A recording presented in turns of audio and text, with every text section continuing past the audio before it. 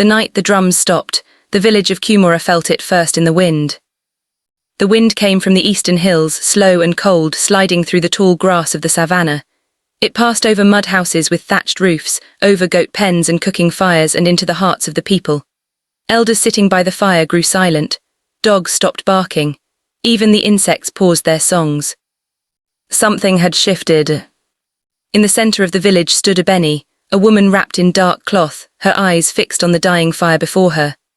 She did not know yet that her life had already broken into two parts, before this night and after it.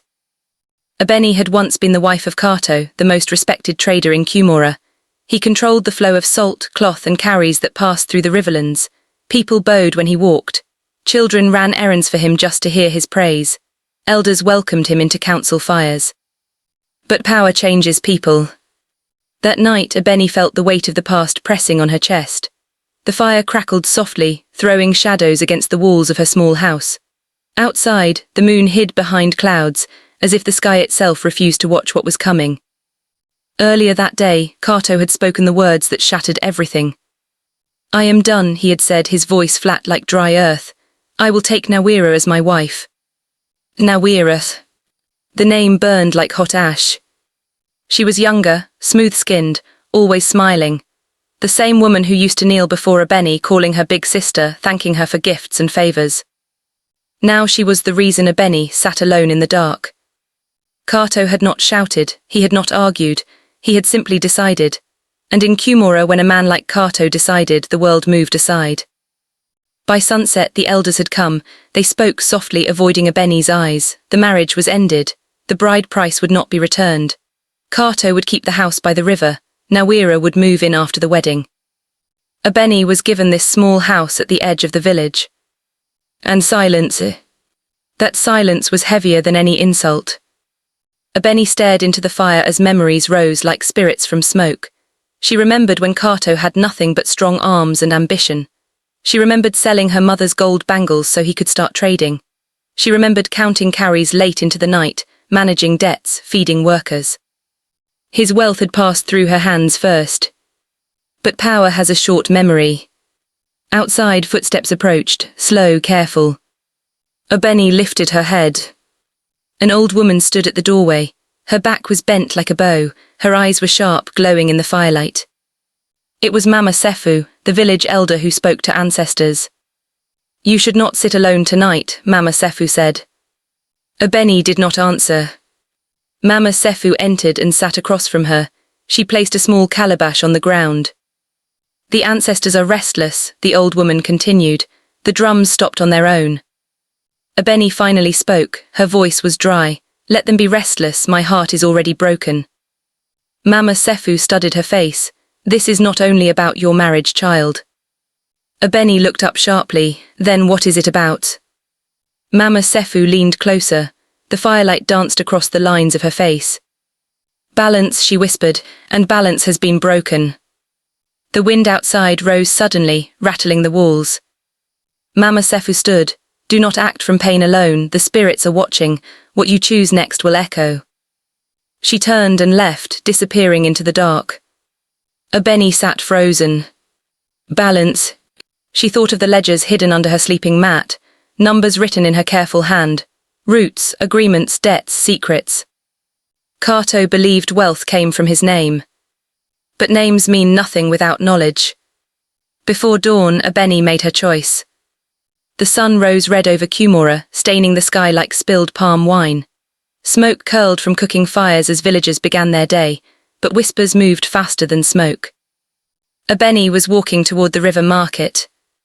She did not cry, her back was straight, her steps steady. People stared. Some pitied her, others feared her calm. At the market, traders laid out salt blocks, dried fish, beads and cloth. Kato's men were already there, collecting payments. Beni walked directly to them. The men stiffened. One laughed nervously. "Woman, this is not your place anymore." Beni met his eyes. "It was always my place." She turned and addressed the traders. "From today," she said clearly, "no carry, no grain, no cloth moves under Kato's name without my word." Laughter broke out. Then Beni reached into her cloth and pulled out a carved wooden token. the seal of the River Guild. The laughter died. That seal was rare. It meant authority over river trade routes. It was issued only to those who controlled accounts and debts. I kept the seal, Abeni continued. I kept the records, I kept the debts. Murmurs spread like fire. Kato's men rushed away. By midday, Kato himself arrived, fury burning in his eyes. What madness is this? He shouted. Abeni faced him calmly. You divorced me, she said. You took your house, you took your pride, but you forgot one thing. She stepped closer. I was your wealth. The crowd fell silent. Kato reached for her arm, Abeni pulled away.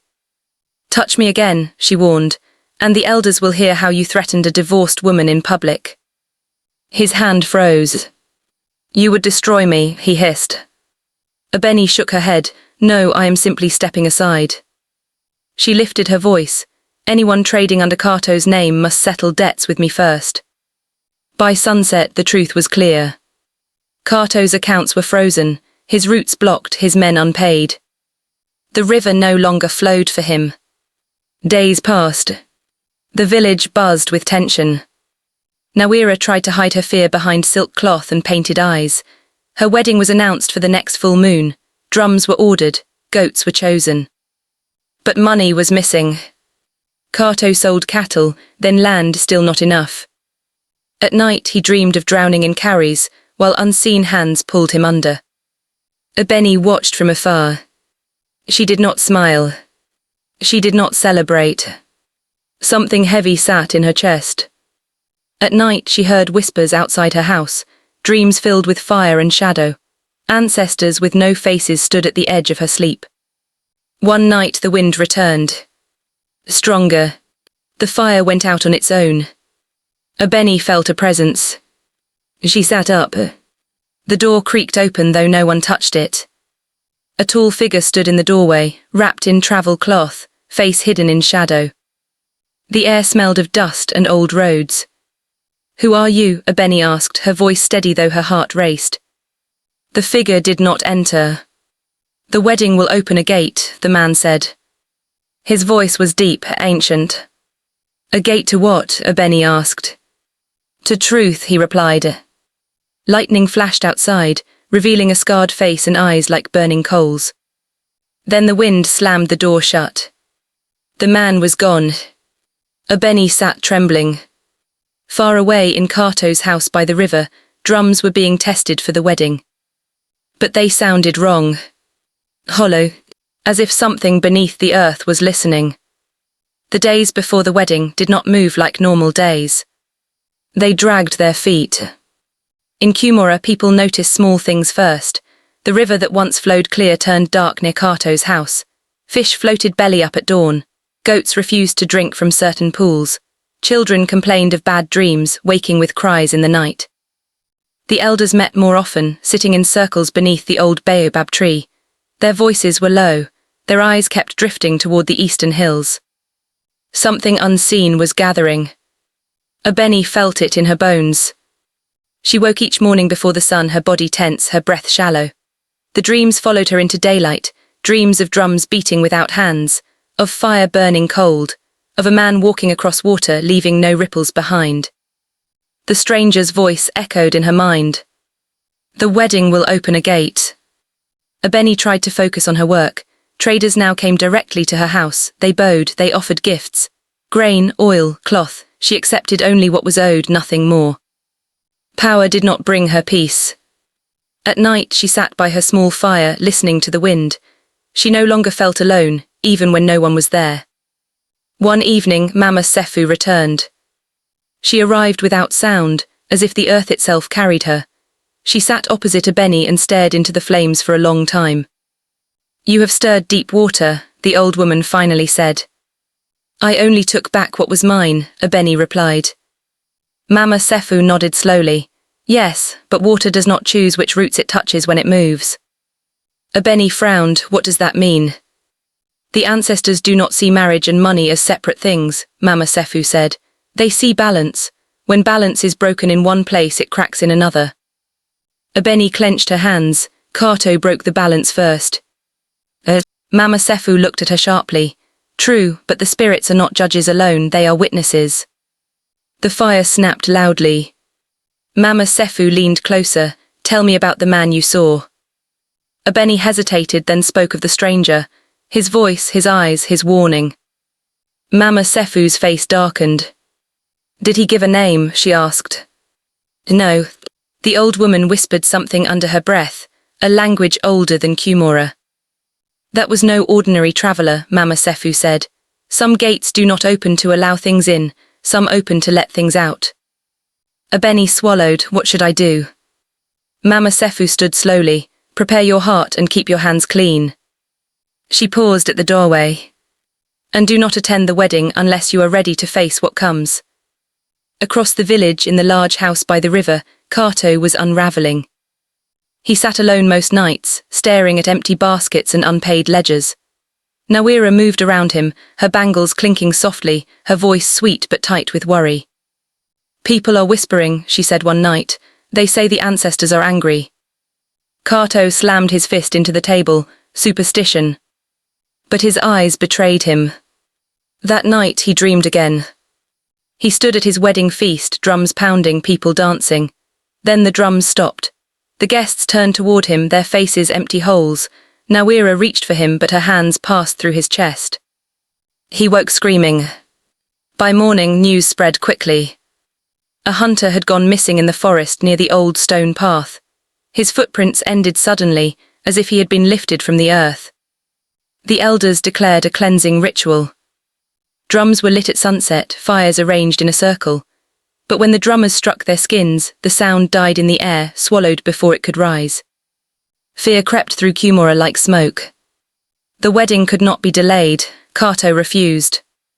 It will show strength, he said. The ancestors respect courage. Mama Sefu heard this and shook her head. That is not courage, she murmured. That is pride standing naked. On the eve of the wedding, Abeni could no longer ignore the pull in her chest. She wrapped herself in simple cloth and walked toward the river. The moon hung low, swollen and yellow. The water whispered as it flowed. At the riverbank, she saw movement. The stranger stood there again. This time she did not fear him. You came back, she said. Yes, he replied, because the gate is nearly open. Abeni stepped closer. Why me? The man looked toward the water. Because you stand at the center of the wound. What will happen at the wedding? She asked. He was silent for a long moment. Truth will arrive wearing many faces, he said. Some will recognize it, some will run from it. Abeni's voice trembled. Will there be blood? The man turned to her, his eyes were calm. There will be reckonings. Before she could ask more, the river surged, rising unnaturally high. Wind howled through the trees. When Abeni blinked, the man was gone. Only his footprints remained. They filled with water, then vanished. Wedding day arrived under a sky too bright. Drums began at dawn, forced and loud. People dressed in colour, but their smiles were thin. Nawira glittered in beads and silk, her laughter sharp like broken glass. Kato stood tall, hiding his fear behind pride. Abeni watched from a distance. She remembered Mama Sefu's warning. She remembered the stranger's eyes. The drums beat faster. Then, without warning, a single deep drum sounded from the edge of the village. Not one of Kumora's drums. A drum older, slower, heavier.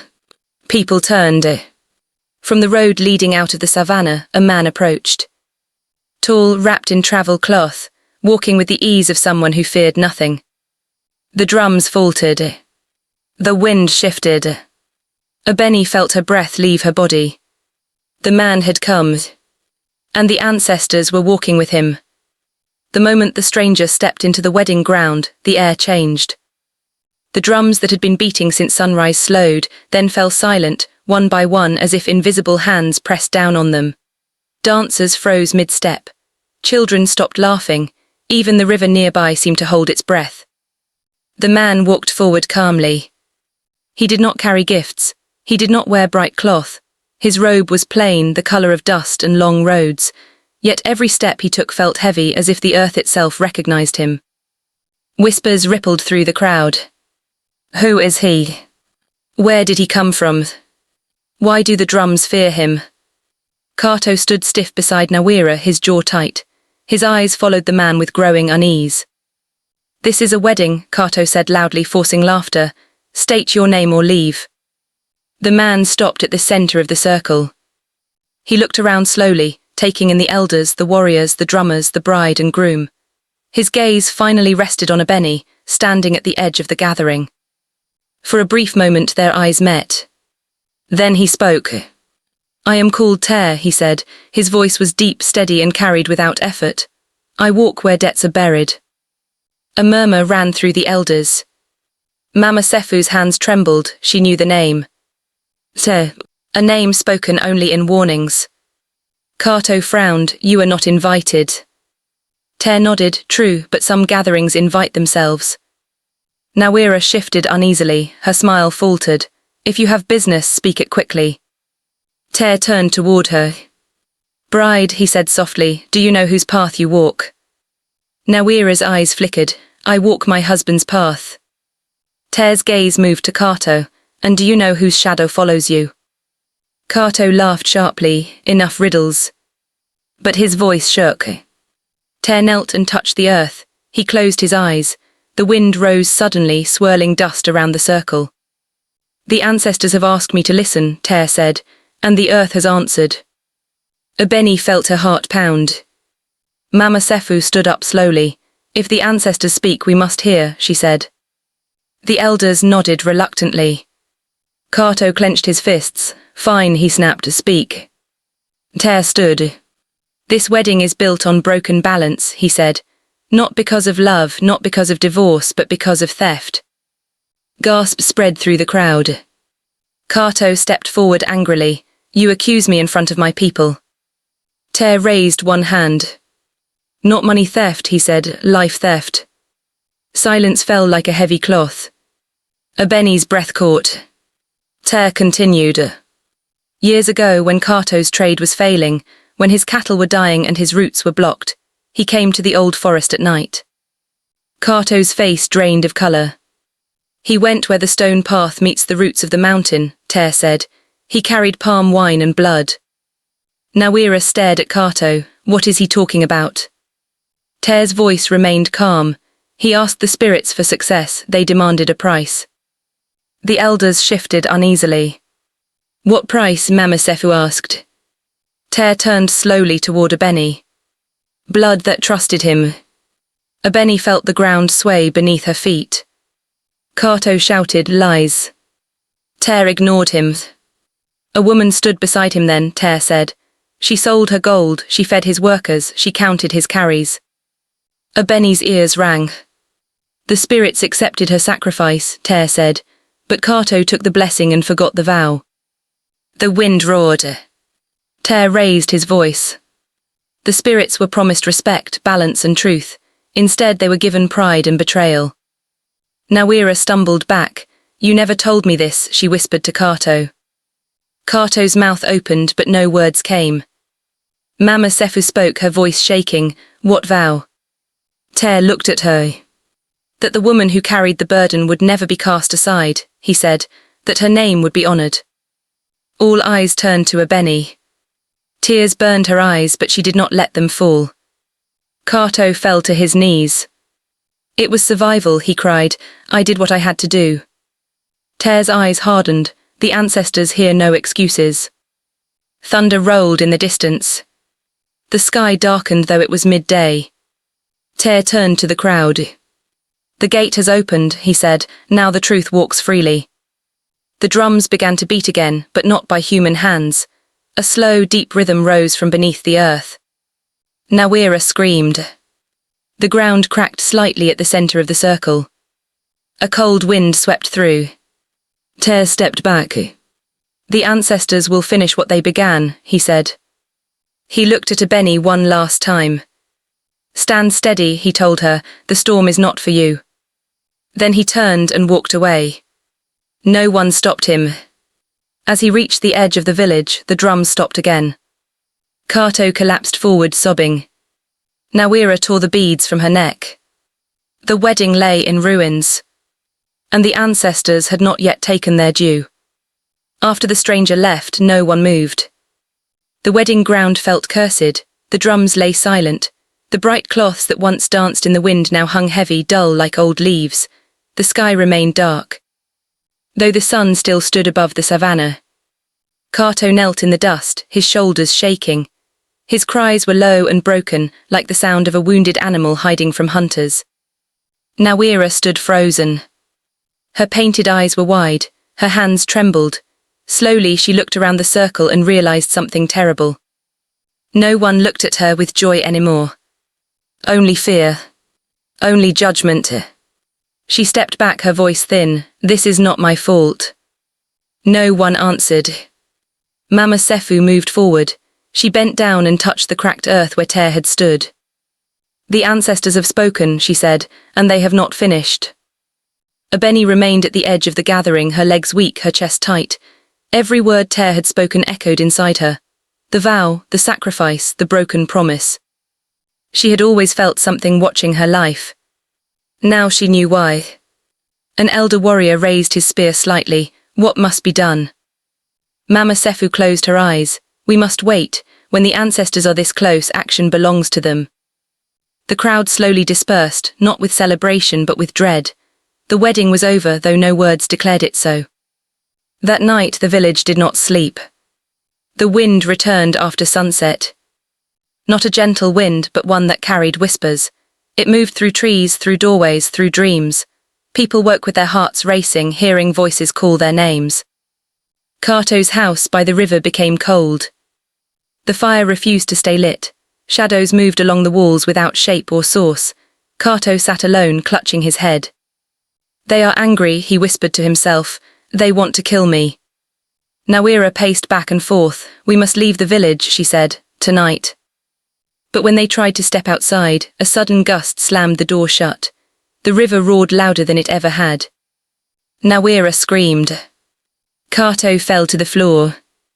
At the same moment, Abeni woke with a sharp pain in her chest. She sat up, gasping. The room was filled with moonlight, brighter than it should have been. The air felt thick, heavy. Then she saw them. Figures stood near the walls, tall, shadowed. Their eyes glowed softly like embers. Ancestors. They did not speak with mouths. Their voices filled her mind. Daughter of endurance. Abeni bowed her head, tears streamed down her face. "You carried what was not yours to carry." "I did not ask for power," she whispered. "I only wanted peace." Peace follows truth. One figure stepped forward, its form became clearer. A woman, strong, familiar. Abeni's breath caught. "Mother," she whispered. The spirit nodded. "You were used as a bridge," the voice said. "Now the bridge must decide." Abeni shook her head. "Decide what?" "Whether the river destroys or cleanses." The spirits faded slowly, leaving the room silent again. Abeni collapsed to the floor, sobbing. At dawn, she went to Mama Sefu. The old woman listened without interrupting. She stirred herbs into a small bowl, her movements slow and careful. "You have been chosen," Mama Sefu said when Abeni finished. "I do not want this," Abeni replied. "I never wanted revenge." Mama Sefu nodded. "The ancestors did not choose you for revenge, they chose you for balance." "What does that mean?" Abeni asked. "It means your heart will be tested," Mama Sefu said. "If Kato falls alone, the village will suffer. If he is spared without truth, the curse will spread." Abeni felt fear grip her. "Then what must I do?" Mama Sefu looked directly into her eyes. "You must confront him, not as his wife, not as his enemy, but as the witness." Abeni's hands shook, and Nawira. "The spirits see her as a shadow," Mama Sefu said. She followed desire without understanding the ground beneath her feet. Thunder rolled again, though the sky was clear. "You have until the next sunrise," Mama Sefu added. "After that, the ancestors will choose without you." That night, Kato screamed. Villagers heard his cries echo across the river. Some claimed they saw shapes dragging themselves along the ground near his house. Others said the river glowed faintly red. Nawira fled into the night, her silk torn, her feet bleeding as she ran toward the forest. But the forest did not welcome her. Branches seemed to move, roots caught her ankles, she fell again and again. "Forgive me," she cried to the darkness. No answer came. By morning she was found at the edge of the village, silent, her eyes empty. She spoke no more. Abeni walked toward Kato's house just before sunrise. The air was cold, mist curled around the river, birds refused to sing. She stepped inside. Kato sat in the corner, thin and broken. His hair had turned grey overnight, his eyes were sunken, haunted. When he saw Abeni, he crawled toward her. "I was wrong," he sobbed. "I forgot who carried me." Abeni stood still. "The ancestors are here," she said quietly. Kato shook violently. "Tell them I am sorry." Abeni closed her eyes. She remembered selling her mother's gold, remembered counting carries while Kato slept, remembered loving a man who loved power more than truth. She opened her eyes. "I cannot speak for them," she said, "only for myself." The air shifted. The ancestors listened. And the final choice drew near. The sun did not rise gently that morning. It came up heavy and red as if the sky itself had been wounded. A strange stillness covered Cumorah. No birds sang, no goats bleated, even the river flowed without sound. People stepped out of their homes quietly, afraid to disturb whatever watched them. Mama Sefu stood beneath the baobab tree before dawn, her staff pressed into the soil. She had not slept. White ash marked her forehead and palms. The elders gathered slowly around her, their faces drawn and pale. "The time has come," she said. "The ancestors will not wait any longer." Word spread quickly. By mid-morning, the entire village stood in a wide circle near the riverbank. Men, women, children, warriors, traders, all silent. At the center stood an empty space of earth. This was where judgment would fall. Abeni arrived last. She wore plain cloth, her hair uncovered, her feet bare. She carried nothing, not wealth, not weapons, not anger. Only truth. As she stepped into the circle, the wind rose sharply, lifting dust into the air. Mama Sefu nodded once. "Kato must be brought," the elder said. 2 warriors went to the river house. When they returned, they did not drag Kato. They supported him. He was barely walking. His body looked hollow, as if fear had eaten him from the inside. His eyes darted wildly. Sweat soaked his skin, though the air was cold. Behind them, Nawira was carried by women. She did not resist. Her eyes stared into nothing. Her lips moved, whispering words no one understood. The crowd parted as they were brought forward. Mama Sefu raised her staff. "Ancestors of Cumorah," she called, her voice strong despite her age. "You who walk before us and behind us, you who see what is hidden, we open the ground for your judgment." The wind howled. The river swelled. The earth beneath the circle trembled.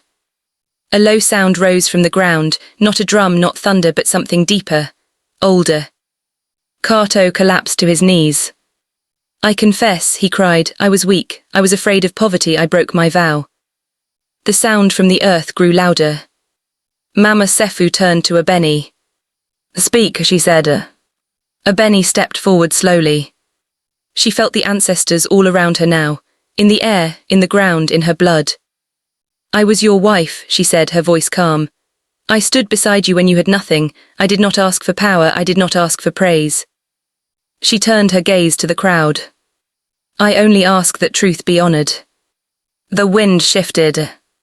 The sound from the ground softened. Abeni looked down at Kato. "You broke your vow," she said, "not only to me, but to the spirits that lifted you." Kato wept openly. "I know," he sobbed, "I deserve whatever comes." The earth cracked. A deep line split the ground between Kato and Abeni. Dust rose sharply. Nawira screamed suddenly. "They are here," she cried, "they are angry." She clawed at the dirt, her body shaking violently. Mama Sefu closed her eyes and began to chant. The elders joined her. The chant was slow, heavy, old. The ground split wider. From the crack a cold wind rose, carrying whispers, names, promises, forgotten prayers. A tall shadow formed behind Kato. The shape of a man. But its feet did not touch the ground. The villagers gasped. Some fell to their knees. The shadow raised one arm. The earth answered. Kato screamed as an unseen force lifted him slightly from the ground. His body shook. "I give it back," he cried. "The wealth, the pride, take it all." The shadow paused. The ancestors waited. Mama Sefu turned sharply to Abeni. "This is your moment," she said. "Speak your final truth." Abeni's heart thundered in her chest. She remembered her mother's spirit. The bridge must decide. She stepped forward until she stood beside the crack in the earth. "I do not ask for his death," Abeni said clearly. Gasps spread. "I ask for balance." The wind stilled. The shadow tilted its head. Abeni continued. "Let what was built on lies fall away. Let what was built on truth remain." Silence. Then the earth shook violently. The shadow dissolved into dust. The crack in the ground snapped shut. Kato dropped to the ground, coughing violently. The river surged once, then calmed. The sky brightened slightly. The ancestors had heard. But the cost was not finished. Kato screamed again, not in fear but in pain. He clutched his chest. "No," Mama Sefu whispered, "the debt must be fully paid." Kato's breath slowed. His body aged before their eyes, his hair whitened completely, his back bent, his strength drained. When it ended, he lay still. Alive, but broken. He would never trade again, never hold power, never walk without pain. Nawira collapsed beside him, unconscious. Mama Sefu lowered her staff. "It is done," she said. The crowd exhaled as one. Abeni fell to her knees, tears streaming freely now. Not from joy. Not from sorrow. From release. The ancestors were retreating. But their lesson would remain. The village of Kumora did not speak much the day after judgment. People moved slowly as if their feet were learning the earth again. Fires were lit gently, voices stayed low. The river flowed quietly, clean once more, as if it had washed away a sickness. The ancestors had stepped back. But their footprints remained in every heart.